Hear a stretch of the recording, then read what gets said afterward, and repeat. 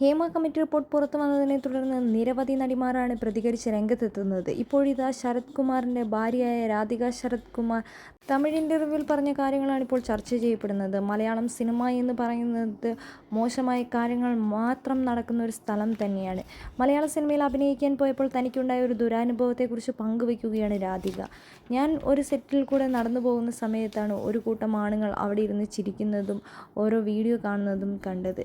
അവരെല്ലാവരും ഗ്യാങ് ചേർന്നിട്ടാണ് അത് കണ്ടുകൊണ്ടിരുന്നത്. ആ സമയത്താണ് ഞാൻ അവിടെ വരികയും ഞാൻ എന്താണ് സംഭവമെന്നറിയാൻ നോക്കുകയും ചെയ്തത്.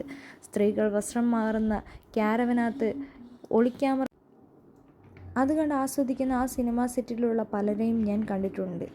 ആ സമയത്ത് ഞാൻ അവിടെ ഒരാളോട് ചോദിച്ചു കഴിഞ്ഞപ്പോൾ അയാളും ഇത് തന്നെയാണ് പറഞ്ഞത്. ഓരോ നടിമാർക്കും ഓരോ പ്രത്യേക ഫോൾഡർ തന്നെയാണ് അവർ ക്രിയേറ്റ് ചെയ്ത് വച്ചിരിക്കുന്നത്.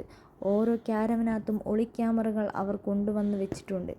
അതുകൊണ്ട് തന്നെയാണ് മലയാള സിനിമയിൽ പല രീതിയിലുള്ള പ്രശ്നങ്ങൾ നടക്കുന്നതെന്നാണ് രാധിക ശരത് കുമാർ വ്യക്തമാക്കിയത്. ദിലീപ് സിനിമകളിൽ താൻ അഭിനയിക്കാൻ പോയത് എന്തുകൊണ്ടാണെന്ന ചോദ്യത്തിന് ദിലീപ് ഇതുവരെ കുറ്റക്കാരനായി തെളിയിക്കപ്പെട്ടില്ല. അതുകൊണ്ട് തന്നെയാണ് ഞാൻ ദിലീപ് സിനിമയിൽ അഭിനയിക്കാൻ പോയത്, ദിലീപിൻ്റെ സിനിമ പ്രൊഡ്യൂസ് ചെയ്തതെന്നും രാധിക ശരത് കുമാർ വ്യക്തമാക്കിയിട്ടുണ്ട്. ഏത് സിനിമാ സെറ്റിൽ വെച്ചാണ് ഇത്തരം പ്രശ്നങ്ങൾ നടന്നതെന്ന ചോദ്യത്തിന് രാധിക ഉത്തരം നൽകിയിട്ടില്ല.